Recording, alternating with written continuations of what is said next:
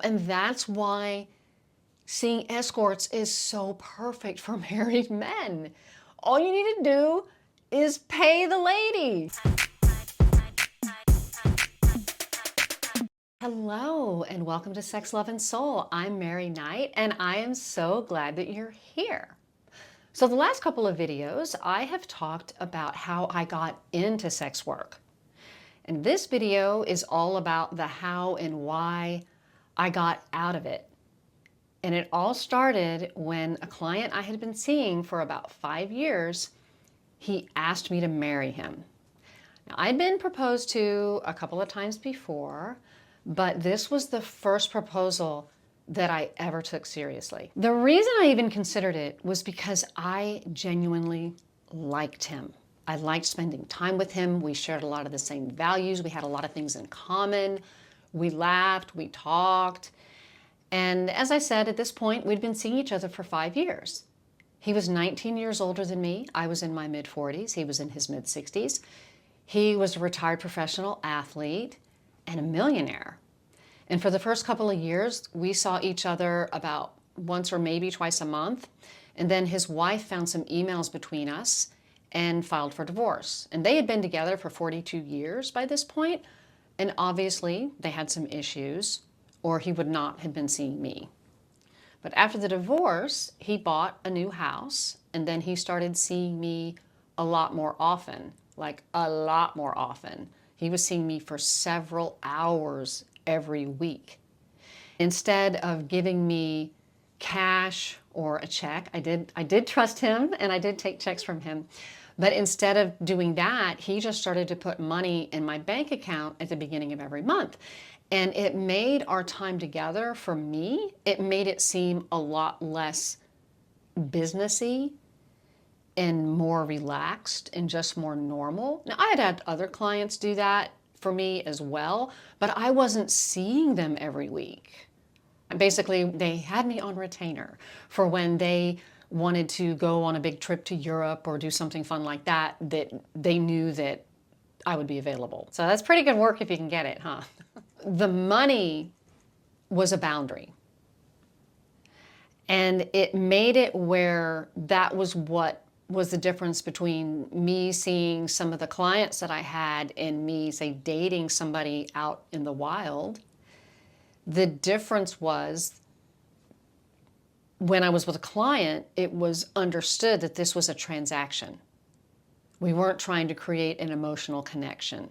Even though we liked each other, enjoyed each other's time, were having sex, shared a lot of fun memories and all that kind of stuff, the idea behind this was that when we were together, and when we weren't, we weren't. We had boundaries, very clear expectations. If you see an escort, you know all this already. But the mistake I made with this was that it took away some of the boundaries that we had, and I could tell that he was starting to change the way that he felt about me. When we were together, I could just tell that he was viewing me more as a girlfriend and not as this paid companion. We were really blurring the lines a lot here. And I can't say that I wasn't enjoying that because it made it feel more normal. So it was something that I was craving at this point because of the years of escorting and traveling. I'd been escorting for a long time, and I traveled on a pretty regular basis with the other clients, but only one lived in Austin, and I saw him every 6 weeks or so. And the rest didn't live nearby, so I would travel to them a few times a year. And the money was great, it was steady, and the trips were fun. But as I said, I was reaching this kind of burnout point because on those trips I was working. I was on the whole time. It was relaxing for the client, but it wasn't relaxing for me. The only time I felt like I could relax and be myself was when I was in the bathroom. I tried to retire 3 times before, but something was always pulling me back in because I didn't have a real plan, ever. I was just kind of floating along, thinking everything would magically work out. But then I started asking myself, how long do I really want to do this? I mean, yeah, I looked good for my age, but I couldn't do this forever. Nothing was sadder to me than some old lady hooker. Because being stuck in the biz because of poor planning, being stuck as an escort because I didn't have a plan and I didn't know what the hell I was going to do with my life. A few years earlier at this cool party that I went to in New York, which I'll tell you about another time, I met this woman who was about 60. She let me know that she was only still doing it for the money. And I'll tell you what, she looked 60 too. I mean, she did not look good. She was not taking care of herself. And she was still considered to be somewhat high-end because she had this really fabulous reputation. So good for her. Good for her. But she wasn't doing it because she just loved to do it and thought it was awesome. I was 45, and had been doing it for a while because I started late and then I quit and then I came back. But if I had been honest with myself, I was so ready to retire, and if I had had the money, if I had been planning, I would have quit yesterday at this point, right? Because I'm retired now. So I told myself that I would officially retire once my youngest got into college, and at this point, that would have been a year and a half. So I'd already started saving some money. I'd already started writing a book. I had been an avid journaler since I was 10. Back then we called it a diary. So I had been journaling, and because I loved to write, that was the way that I related to myself and that I solved a lot of my problems. And I had started writing a memoir, and I had joined this mastermind group for aspiring writers. And everybody kept telling me, oh, you need to be a coach with your story. You should be a coach. And I was kind of dipping my toe in the coaching waters back then, coaching women who were afraid that their husbands might cheat. And it was scary to me because I felt like, how could they trust me with my background and what I was still actively escorting? And my memoir was based on my journal entries, and it was really raw and it was wild. And I ended up using stories from my experiences and turning them into my best-selling book, How to Keep Your Man Out of My Bed. And it combines memoir and self-help, and it just shares what I learned during my time as an escort, I guess kind of like what I'm doing on this channel. If it goes well, my memoir will be released at the end of 2025. There are still some things that I need to work through with my editor. I got it back from her last year. And if you sign up for my newsletter, I'll keep you posted on my progress. Okay, so back to the man that wanted to marry me. He loved that I was writing. He was very supportive, and he always wanted to hear all about my progress and my mastermind group. And at one point, he even offered to pay for me to attend an MFA program for writing in Iowa. But, I was working, I had my son at home with me, and there was no way I was going to be able to do that. And then a little bit later, he proposed to me, and he said, "It's such a shame that you're paying all that expensive rent in Austin.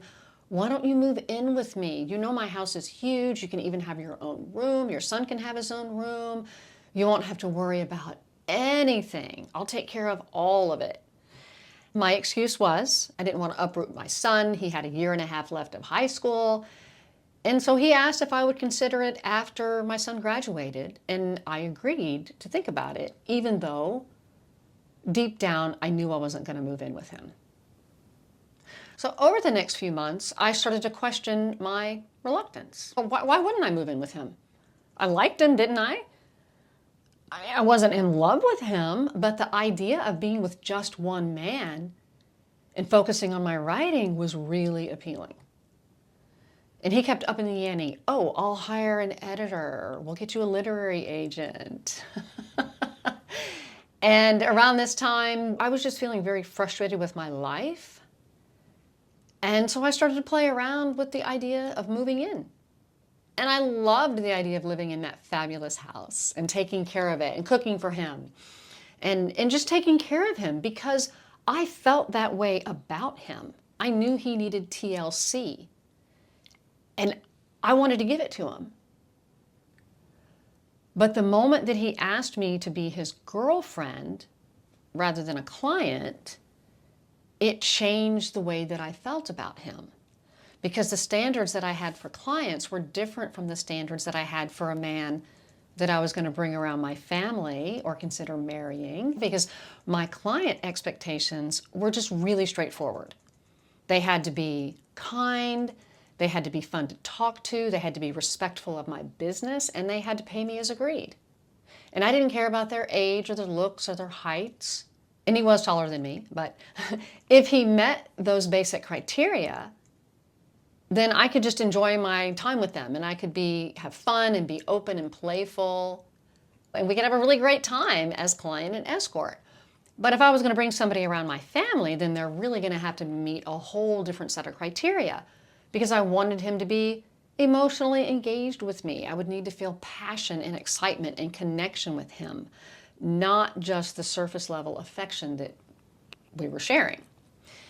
And so as these cracks started to show in our relationship, or in the way that I viewed him as a man, because as a client, he had been perfect. He was kind, he was generous, he was easy to be around, he let me plan everything. We met when it was convenient for me. I could stay as long or as short as I wanted. I could spend the night, not spend the night. He never had any real opinion. And I realized that all the fun and the laughter and the energy from our relationship came from me. I was the one initiating everything, all the conversations, all the plans, even the sex. But that was my job as an escort. I was fine with that. That's why I was there. I was happy to do all of that. But I realized that he had never stepped into his masculine energy to meet me. And I knew something was off, but I couldn't figure out what it was. So I kept hoping that something would shift between us. But every time I let my walls down and I tried to connect with him on a deeper level, I found that his walls were still up. And the relationship just felt kind of hollow. And I would always assumed, like probably maybe y'all do too, that because I was the escort, that I had all these walls up, this veneer, as I like to think of it, because I did. But once he wanted to change the dynamic of our relationship, I started to allow myself to feel open around him. And so I kind of started to let some of those walls kind of fall down. And so when his weren't coming down, I blamed myself and thought, oh, well, this is me. These are my walls.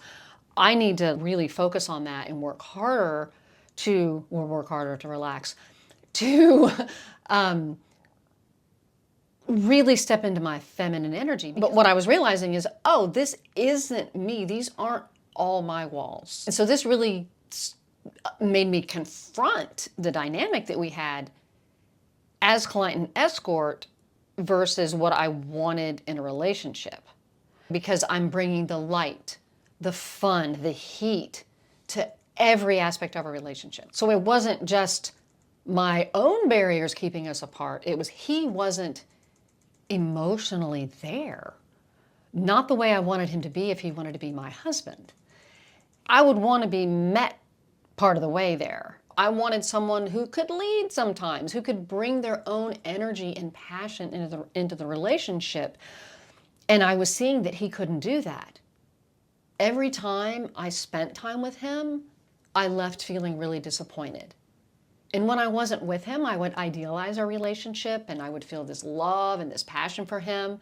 But then as soon as we were together, I would start to feel annoyed by him. And I would feel really let down and really angry with him for not being the man I needed him to be. And I know that's not fair. It's not. And I knew it wasn't fair. But that is how I felt. And I couldn't seem to resolve that. So I started to experiment more with opening my heart around him, being more relaxed and being feminine. But every time I did, I would end up back in escort mode because he couldn't meet me emotionally. And if I didn't initiate conversations or plans or sex, nothing happened. He didn't step up. And I realized he is so passive, deeply passive. And it really hit me in the face when we were in Berlin. Very cool city, very cool time. We were at dinner, and I consciously withdrew all of my energy. And I just watched as he completely shut down. He couldn't carry on a conversation or fill the silence. It became so clear to me that I was the one that was driving our entire relationship. He wasn't generating anything from within himself. His contribution was money. And he thought that was all he had to do. Well, yeah, if I'm an escort, yeah, that's it. That's all you have to do. I don't need anything else from a client than that. And that's why seeing escorts is so perfect for married men. All you need to do is pay the lady. So I realized that if I moved in with him, that it wouldn't be a retirement. I would be escorting 24/7. I couldn't do that. There was no fucking way I was going to do that. Why would I do that? So after 6 or so months of wrestling with that, I told him that I couldn't move in with him.